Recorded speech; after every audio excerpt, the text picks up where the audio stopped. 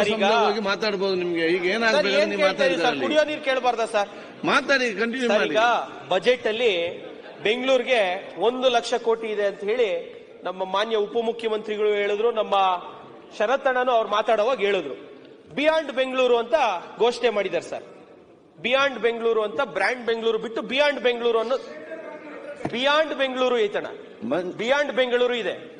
Beyond Bengaluru ನೀವು develop ಮಾಡಬೇಕು ಅಂದ್ರೆ ಒಳ್ಳೆ ಇನಿಷಿಯೇಟಿವ್ ತಗೊಂಡಿದ್ದೀರಾ. ನಮ್ಮಲ್ಲಿ ಕೈಗಾರಿಕಾ ವಲಯ ಇನ್ನೂ 20% ಇದೆ, ಓನ್ಲಿ 11% ಜಾಬ್ಸ್ ಇದೆ. ಇವತ್ತು ಯುವಕರಿಗೆ ಉದ್ಯೋಗ ಅವಕಾಶ ಸಿಗಬೇಕು ಅಂದ್ರೆ ಅದು ಕೇವಲ ಮ್ಯಾನುಫ್ಯಾಕ್ಚರಿಂಗ್ ಸೆಕ್ಟರ್ ಮಾತ್ರ ಆಗೋದು, ಕೇವಲ ಮ್ಯಾನುಫ್ಯಾಕ್ಚರಿಂಗ್ ಸೆಕ್ಟರ್. ನಾನು ಒಬ್ಬ ನಮ್ಮ ಪಾರ್ಟಿಯಲ್ಲಿ ಯುವ ಘಟಕದ ಅಧ್ಯಕ್ಷ ಸರ್. ಯುವಕರಿಗೆ ಇವಾಗ ಎಷ್ಟು ಜನಕ್ಕೆ 2 ವರ್ಷದಲ್ಲಿ ಕೆಲಸ ಕೊಟ್ಟಿದ್ದಾರೆ ಸರ್? ನ್ಯೂ ಇಂಡಸ್ಟ್ರಿ ಪಾಲಿಸಿ ತಂದಿದ್ದೀರಾ. ನ್ಯೂ ಇಂಡಸ್ಟ್ರಿ ಪಾಲಿಸಿಗೆ ನಾನು ಅಪ್ರಿಶಿಯೇಟ್ ಮಾಡ್ತೀನಿ. ನ್ಯೂ ಇಂಡಸ್ಟ್ರಿಯಲ್ ಪಾಲಿಸಿ 2025 to 2030 ತಂದಿದ್ದೀರಾ. ಕಳೆದ ವರ್ಷ ಬಜೆಟ್ ಅಲ್ಲೂ ಹೇಳಿದ್ರಿ 20 ಲಕ್ಷ ಕೆಲಸ ಕೊಡ್ತೀವಿ ಅಂತ. ಯುವ ನಿಧಿ ಅಂತ ಹೇಳಿ ನಿಮ್ ಗ್ಯಾರಂಟಿ ಸ್ಕೀಮ್ ನರೇಂದ್ರ ಮೋದಿ ಯುವ ನಿಧಿ ಅಂತ ಹೇಳಿ ಯುವ ನಿಧಿ ಅಂತ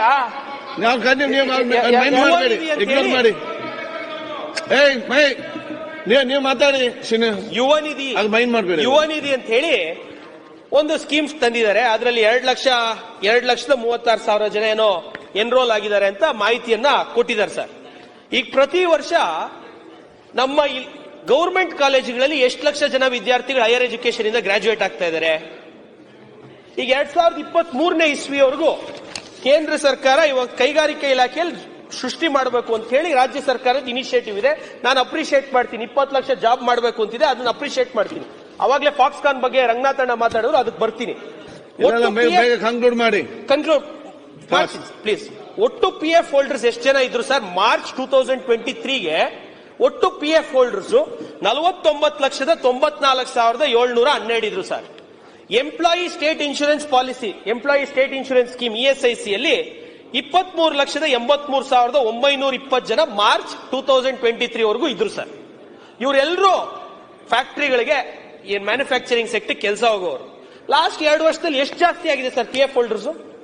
ಸಂತೋಷ್ ಲಾಡ್ ಸಾಹೇಬರು, ಮಾನ್ಯ ಕಾರ್ಮಿಕ ಸಚಿವರು ಯಾವಾಗ್ಲೂ ಹೇಳ್ತಿರ್ತಾರೆ, ದಯವಿಟ್ಟು ಅವ್ರ ರಿಪ್ಲೈ ಅಲ್ಲಿ 2023 ಮಾರ್ಚ್ ಇಂದ 2025 ಮಾರ್ಚ್ ವರೆಗೂ ಎಷ್ಟು ಉದ್ಯೋಗಗಳು ಕರ್ನಾಟಕದಲ್ಲಿ ಅವ್ರು ಕಲ್ಪಿಸಿದ್ದಾರೆ ಅಂತ ಹೇಳಬೇಕು. ದೊಡ್ಡಬಳ್ಳಾಪುರ ವಿಷಯಕ್ಕೆ ಬಂದಾಗ ಮಾನ್ಯ MB ಪಾಟೀಲ್ ಸಾಹೇಬರು ತುಂಬಾ ರೈತರ ಭೂಮಿ 6,000 ಎಕರೆ KIDBಗೆ ಅಕ್ವಿಸಿಷನ್ ಮಾಡಿದ್ದಾರೆ. ಫಾಕ್ಸ್ಕಾನ್ ಅನ್ನುವಂತ ಒಂದು ಅದ್ಭುತವಾದಂತ ಕಂಪನಿ ಬಂದಿದೆ. ಅಪ್ರಿಶಿಯೇಟ್ ಮಾಡ್ತೀನಿ ಸರ್ಕಾರಕ್ಕೆ. ಕಳೆದ ಸರ್ಕಾರ ಸೈನ್ ಮಾಡಿತ್ತು, ಇಲ್ಲ ಆಯ್ತು. ಫಾಕ್ಸ್ಕಾನ್ ಅನ್ನೋ ಒಂದು ಅದ್ಭುತವಾದಂತ ಕಂಪನಿ 50,000 ಅಲ್ಲ 1 ಲಕ್ಷ ಜನಕ್ಕೆ ಉದ್ಯೋಗ ಕೊಡುತ್ತೆ ಅಂತ ಅವ್ರು ಘೋಷಣೆ ಮಾಡಿದ್ದಾರೆ. 1 ಲಕ್ಷ ಜನಕ್ಕೆ ಉದ್ಯೋಗ ಕೊಡ್ತಾರೆ ಅಂತ ಘೋಷಣೆ ಮಾಡಿದ್ದಾರೆ. ಫಾಕ್ಸ್ಕಾನ್ ಅನ್ನುವಂಥದ್ದು ITBT ದೇವನಹಳ್ಳಿಯಲ್ಲಿ ಇರುವಂತದ್ದು. ಪಕ್ಕದಲ್ಲಿರುವಂತ 1,500 ಎಕರೆ ನಮ್ಮಲ್ಲೂ ರಿಸರ್ವ್ ಮಾಡಿದ್ರು. ಪ್ರಿಯಾಂಕ್ ಖರ್ಗೆ ಸಾಹೇಬರು ಅದನ್ನು ITBT ಝೋನ್ ಅಂತ ಮಾಡಿದ್ರು. ನಾನು ಸರ್ಕಾರಕ್ಕೆ ಅದಕ್ಕೆ ತಾಲೂಕಿನ ಜನತೆ ಪರವಾಗಿ ಧನ್ಯವಾದಗಳನ್ನ ಸಲ್ಲಿಸ್ತೀನಿ. ಇವತ್ತು ITBT ಅಂತ ಮಾಡಿದ್ದಾರೆ, ಫಾಕ್ಸ್ಕಾನ್ ಅನ್ನೋ ಕಂಪನಿ ಮಾಡಿದ್ದಾರೆ. ಆಲ್ರೆಡಿ 25,000 ಜನ ಅಲ್ಲಿ ಕೆಲಸ ಮಾಡ್ತಾ ಇದ್ದಾರೆ. ನಮ್ಮ ತಾಲೂಕವ್ರು ಎಷ್ಟು ಜನ ಅಲ್ಲಿ ಕೆಲಸ ಮಾಡ್ತವ್ರೆ? ಭೂಮಿ ಕಳ್ಕೊಂಡಿರೋ ರೈತರು ಎಷ್ಟು ಜನ ಅಲ್ಲಿ ಕೆಲಸ ಮಾಡ್ತವ್ರೆ? ಗೌರ್ಮೆಂಟ್ ಕಾಲೇಜಲ್ಲಿ ಪ್ರತಿ ವರ್ಷ ನನ್ನ ತಾಲೂಕಲ್ಲಿ ಇರುವಂತ ಗೌರ್ಮೆಂಟ್ ಜೂನಿಯರ್ ಫಸ್ಟ್ ಗ್ರೇಡ್ ಕಾಲೇಜಲ್ಲಿ 1,300 ಜನ ಗ್ರಾಜುಯೇಟ್ ಆಗ್ತಾರೆ. ಧೀರಜ್, ರಂಗನಾಥ್, ಯಾವುದೇ ಒಂದು ಕಂಪನಿ ಮಾಡಿದ್ರೆ ರಂಗನಾಥ್ ಅವ್ರು ಮಾತಾಡ್ಲಿ. ಮಾತಾಡದಲ್ಲ ನೀನು. ನೀವು ಕಂಟಿನ್ಯೂ. ಟೈಮ್ ಹೇಳ್ತೀನಿ. ನಿಮ್ಮ ಟೈಮ್ ಕಂಟಿನ್ಯೂ ಮಾಡಿದ್ರೆ ಅದಕ್ಕೆ ಸ್ಕಿಲ್ ಧೀರಜ್ ನೀವು ಕಂಟಿನ್ಯೂ ಮಾಡಿ. ಯಾಕೆ ಅಲ್ಲಿ ಕೇಳ್ತೀರಿ? ನಿಮ್ಗೆ ಏನಾಗಿದೆ? ಸ್ಕಿಲ್ ಡೆವಲಪ್ಮೆಂಟ್ ಪ್ಲಸ್ ಯುವ ನಿಧಿ ಜೊತೆಗೆ ಯುವ ನಿಧಿ ಪ್ಲಸ್ ಅಂತ ಒಂದು ಸ್ಕೀಮ್ ಮಾಡಿದ್ದಾರೆ ಸರ್. ಅದ್ರಲ್ಲಿ ಅಪ್ರೆಂಟಿಸ್ಶಿಪ್, ಇಂಟರ್ನ್ಶಿಪ್ ಕೊಡ್ತೀವಿ ಅಂತ ಘೋಷಣೆ ಮಾಡಿದ್ದಾರೆ. ಕಳೆದ ವರ್ಷ ಮಾಡಿದ್ರು. ಆಕ್ಷನ್ ಟೇಕನ್ ರಿಪೋರ್ಟ್ ನೋಡಿದ್ರೆ only Jio action taken report. At least ನಾನು ಹೇಳುವಂತದ್ದು ಇಂಡಸ್ಟ್ರಿಯಲ್ ಏರಿಯಾಗಳು ಈ ರೀತಿ ಮಾಡ್ತಾರೆ. ಗೌರ್ಮೆಂಟ್ ಕಾಲೇಜಲ್ಲಿ ಓದುವಂತ ವಿದ್ಯಾರ್ಥಿಗಳಿಗೆ ಕಂಪಲ್ಸರಿ ಕೆಲಸ ಕೊಡಬೇಕು ಅಂತ ಬರುವಂತ ಕೈಗಾರಿಕೆಗಳಿಗೆ ಸರ್ಕಾರ ಹೊಸ ನಿಯಮ ಮಾಡಲೇಬೇಕು. KIDB ಲ್ಯಾಂಡ್ ತಗೊಳ್ಳೋರು ಗೌರ್ಮೆಂಟ್ ಕಾಲೇಜ್ ವಿದ್ಯಾರ್ಥಿಗಳು ಸ್ಥಳೀಯ ತಾಲೂಕು, ಸ್ಥಳೀಯ ಜಿಲ್ಲೆನ ತಗೊಳ್ಳಿ. ಗೌರ್ಮೆಂಟ್ ಕಾಲೇಜಲ್ಲಿ 4,000 ರೂಪಾಯಿ ಫೀಸ್ ಕಟ್ಬಿಟ್ಟು ಕಷ್ಟದಲ್ಲಿ ಉದ್ಯೋಗ ಸೃಷ್ಟಿ ಮಾಡಿ.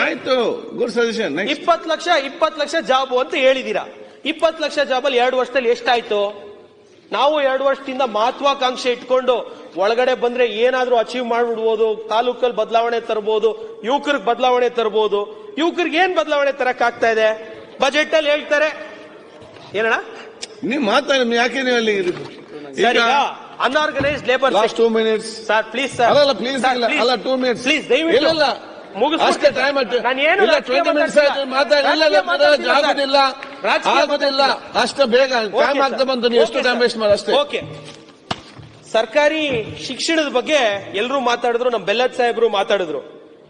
ಪ್ರೈಮರಿ ಅಂಡ್ ಸೆಕೆಂಡರಿ ಎಜುಕೇಶನ್ ನಾನು ಬಜೆಟ್ ಅಲ್ಲಿ ಫುಲ್ ರಿಪೋರ್ಟ್ ತಗೊಂಡೆ ಸಭಾಧ್ಯಕ್ಷರೇ. ಜನರಲ್ ಎಜುಕೇಶನ್ ಅಲ್ಲಿ ಶಾಲಾ ಶಿಕ್ಷಣ ಮತ್ತು ಸುರಕ್ಷತೆ ಇಲಾಖೆಯಲ್ಲಿ ಸಾಮಾನ್ಯ ಶಿಕ್ಷಣ 2202 ಪೇಮೆಂಟ್ ಹೆಡ್ ಅಡಿಯಲ್ಲಿ ಶಿಕ್ಷಣಕ್ಕೆ ನಮ್ಮ ಬಜೆಟ್ ಅಲ್ಲಿ 10.8% ಮಾನ್ಯ ಮುಖ್ಯಮಂತ್ರಿಗಳು ಇಟ್ಟಿದ್ದಾರೆ. ಅದರಲ್ಲಿ ಪ್ರೈಮರಿ ಅಂಡ್ ಸೆಕೆಂಡರಿ ಅಂದ್ರೆ first standard to 10th standard, first PUC second PUC ಇದು ಗವರ್ಮೆಂಟ್ ಸ್ಕೂಲ್ ಮತ್ತು ಕಾಲೇಜುಗಳಿಗೆ ಎಷ್ಟು ಹೋಗುತ್ತೆ ಅಂತ ತಗೊಂಡೆ ಸಭಾಧ್ಯಕ್ಷರು. ಒಟ್ಟು ವೆಚ್ಚ ಈ ಆರ್ಥಿಕ ಇಲಾಖೆ ಕೊಟ್ಟಿರುವಂತಹ ಒಂದು ಪುಸ್ತಕದಲ್ಲಿ ಇರುವಂತದ್ದು ಒಟ್ಟು ಎಕ್ಸ್ಪೆಂಡಿಚರ್ 33,147.60 ಕೋಟಿ ಎಕ್ಸ್ಪೆಂಡಿಚರ್ ಇದೆ ಸಭಾಧ್ಯಕ್ಷರೇ. ಇಷ್ಟಕ್ಕೆ ಎಷ್ಟು ಜನ ವಿದ್ಯಾರ್ಥಿಗಳು ಓದ್ತಾರೆ ಅಂತ ನಾನು ನೋಡಿದೆ. ಫಸ್ಟ್ ಟು 10th ಗವರ್ಮೆಂಟ್ ಶಾಲೆಯಲ್ಲಿ ಓದೋದು 40,74,525 ವಿದ್ಯಾರ್ಥಿಗಳು. ಗವರ್ಮೆಂಟ್ ಏಡೆಡ್ ಕಾಲೇಜಲ್ಲಿ ಗವರ್ಮೆಂಟ್ ಏಡೆಡ್ ಸ್ಕೂಲಲ್ಲಿ ಓದುವಂತದ್ದು 11,81,213 ವಿದ್ಯಾರ್ಥಿಗಳು. PUC ಗವರ್ಮೆಂಟ್ PUC ಕಾಲೇಜಲ್ಲಿ ಪ್ರತಿ ವರ್ಷ ಓದುವಂತದ್ದು 3,13,834 ವಿದ್ಯಾರ್ಥಿಗಳು. ಏಡೆಡ್ ಗವರ್ಮೆಂಟ್ PU ಕಾಲೇಜಲ್ಲಿ ಓದುವಂತದ್ದು 2,10,404 ವಿದ್ಯಾರ್ಥಿಗಳು. ಒಟ್ಟು 57,79,976 ವಿದ್ಯಾರ್ಥಿಗಳು ಗವರ್ಮೆಂಟ್ ಶಾಲೆ, ಗವರ್ಮೆಂಟ್ ಏಡೆಡ್ ಶಾಲೆ, ಗವರ್ಮೆಂಟ್ ಏಡೆಡ್ ಕಾಲೇಜಲ್ಲಿ ಓದ್ತಾ ಇದ್ದಾರೆ ಸಭಾಧ್ಯಕ್ಷರೇ. ಇವತ್ತು 58 ಲಕ್ಷ ರೌಂಡ್ ಫಿಗರ್ ಇಟ್ಕೊಂಡ್ವಿ ಅಂದ್ರೆ 33,147 ಕೋಟಿಯಲ್ಲಿ ಒಬ್ಬ ವಿದ್ಯಾರ್ಥಿಗೆ ತಲಾ ಖರ್ಚು 57,300 ರೂಪಾಯಿ ಆಗ್ತಾ ಇದೆ ಗವರ್ಮೆಂಟ್ ಶಾಲೆಯಲ್ಲಿ ಓದೋ ವಿದ್ಯಾರ್ಥಿಗೆ. Higher education bit only primary and secondary education.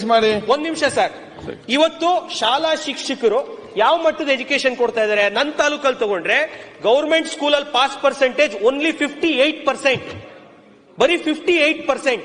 57,000 ಖರ್ಚು ಮಾಡ್ತೀವಿ. ಕೇಂದ್ರ ಸರ್ಕಾರದ ಕೇಂದ್ರೀಯ ವಿದ್ಯಾಲಯ ಪರ್ ಸ್ಟೂಡೆಂಟ್ ಎಕ್ಸ್ಪೆಂಡಿಚರ್ ಎಷ್ಟು ಅಂತ ತರಿಸ್ಕೊಂಡ್ರೆ 25,000. ಇವತ್ತು ರಾಜ್ಯ ಸರ್ಕಾರ 58,000 ಖರ್ಚು ಮಾಡಿ 41,500 ಕೋಟಿ ಅದು ಹೈಯರ್ ಎಜುಕೇಶನ್ ಇನ್ಕ್ಲೂಡ್ ಮಾಡಿ ಸರ್. Only primary education 33,000. ಮೇಸ್ಟ್ರಿಗಳಿಗೆ ಸಂಬಳ 85,000ದಿಂದ 1.5 ಲಕ್ಷವರೆಗೂ ಕೊಡ್ತೀರಾ. ಮೇಸ್ಟ್ರಿಗಳಿಗೆ ಏನ್ ಕೆಲಸ ಸರ್? ಇವತ್ತು ಮೇಸ್ಟ್ರಿಗಳಿಗೆ ಏನ್ ಕೆಲಸ? ಮೊಟ್ಟೆ ತರುವಂತದ್ದು 7 ರೂಪಾಯಿಗೆ, ಮೊಟ್ಟೆ ಸುಲಿಯುವಂತದ್ದು, ಅಡ್ಮಿನಿಸ್ಟ್ರೇಟಿವ್ ವರ್ಕ್ ಕೊಡ್ತೀರಾ. ನಮಗೂ ಅರ್ಥ ಆಗ್ಬೇಕೀಗ, ಯಾಕಂದ್ರೆ ಕೇಂದ್ರ ಸರ್ಕಾರ 25,000 KV ಸರ್. CBSE ಸಿಲೆಬಸ್ ಆಶ್ಚರ್ಯ, ನಮಗೂ ಆಶ್ಚರ್ಯ ಆಗ್ತಾ ಇದೆ. CBSE ಸಿಲೆಬಸ್ 25,000 ಮಾಡ್ತಾರೆ. ನಾವು ಸ್ಟೇಟ್ ಸಿಲೆಬಸ್ ಅಲ್ಲಿ 58% ಪಾಸ್ ಪರ್ಸೆಂಟೇಜ್. ನನ್ನ ತಾಲೂಕ್ ಮಾತ್ರ ಕೊಡ್ತೀನಿ ನಾನು ಎಕ್ಸಾಂಪಲ್. ಯಾಕೆ ಸರ್ ಟೀಚರ್ಗಳು ಏನ್ ಕೆಲಸ ಅಂತ ಕೇಳಿದ್ರೆ ಮೊಟ್ಟೆ ತರಕ್ 7 ರೂಪಾಯಿ ಕೊಡ್ತಾರೆ, ನಾವ್ ಎಲ್ಲಿಂದ ತರೋಣ ಅಂತಾರೆ. ಹಾಲು ತರೋದು ನಾವು ತರಬೇಕು, ಮತ್ತೊಂದು ಎಲ್ಲ ನಾವು ಅಡ್ಮಿನಿಸ್ಟ್ರೇಟಿವ್ ಡ್ಯೂಟಿ ನೋಡೋಣ, ಪಾಠ ಹೇಳ್ಕೊಡೋಣ ಅಂತ ಕೇಳ್ತಾರೆ. Administrative duty sir. ಒಂದು ಬಾತ್ರೂಮ್ ತೊಳಿಯಕ್ಕೆ ಸ್ಕೂಲ್ ವರ್ಷಕ್ಕೆ ಇವತ್ತವರೆಗೂ ನಮ್ ಗವರ್ಮೆಂಟ್ ಸ್ಕೂಲ್ಗಳಲ್ಲಿ ಒಬ್ರು ಸ್ಟಾಫ್ ಇಲ್ಲ ಸರ್. ಗ್ರೂಪ್ ಡಿ ಆಗ್ಬೋದು, ಇನ್ನೊಂದು ಆಗ್ಬೋದು, ಅದಕ್ಕೆ ಯಾವುದೇ ಫಂಡ್ ಇಲ್ಲ ಸರ್. 58,000 ಖರ್ಚು ಮಾಡಿ ಯಾವ ಕ್ವಾಲಿಟಿ ಎಜುಕೇಶನ್ ಕೊಡ್ತಾ ಇದೀವಿ ಮಕ್ಕಳಿಗೆ? 36% of our States population is below 30. What are we doing for them? ಎಷ್ಟು ಕೊಟ್ಟಿದೀವಿ ಸರ್ ಈ ಬಜೆಟ್ ಅಲ್ಲಿ? 4 ಲಕ್ಷ ಕೋಟಿ ಬಜೆಟ್. ಇವತ್ತಿನ ಯುವಕರು ನಾಳೆಯ ಪ್ರಜೆಗಳು. ಏನ್ ಕೊಡ್ತಾ ಇದೀವಿ ಬಜೆಟ್ ಅಲ್ಲಿ? ಬಡವರ ಪರವಾದಂತ ಬಜೆಟ್. ಗ್ಯಾರಂಟಿಗಳು ಮಾತ್ರ ಕಾಂಗ್ರೆಸ್ ಅವ್ರ ಗ್ಯಾರಂಟಿಗಳ ಅನುಷ್ಠಾನ ಮಾಡಕ್ಕೆ 3 ವರ್ಷದಿಂದ ಬಜೆಟ್ ನಡೀತಾ ಇದೆ. ನನಗೊಂದು ಅರ್ಥ ಆಗ್ಬಿಡ್ತು, ವಿರೋಧ ಪಕ್ಷದವ್ರದ್ದು ಎಲ್ಲಾರ್ದು ಕೇಳಿದೆ. ಅಜೆಂಡಾ ಸಿಂಪಲ್, ಕೇಂದ್ರ ಸರ್ಕಾರ ಹಣ ಕೊಡಲ್ಲ, ಗ್ಯಾರಂಟಿ ನಾವು ಅನುಷ್ಠಾನ ಮಾಡಿದೀವಿ, ಫಿಸ್ಕಲ್ ಡೆಫಿಸಿಟ್ ಒಳಗಡೆ ನಾವು ಇದೀವಿ. ಇಷ್ಟೇ ಇವ್ರ ಡಿಫೆನ್ಸ್. ಬಡವರಿಗೆ ಏನ್ ಮಾಡಿದೀವಿ? ಮುಖ್ಯಮಂತ್ರಿಗಳ ಬಗ್ಗೆ ನಾನು ಜಾಸ್ತಿ ಗೌರವ. ಕೇಂದ್ರ ಸರ್ಕಾರ ತರ ನಿಮ್ಮ ಅಜೆಂಡಾ ನೀವು ಸಾಲ ಜನಸಾಮಾನ್ಯರಿಗೆ ಕೇಳಿದ್ರೆ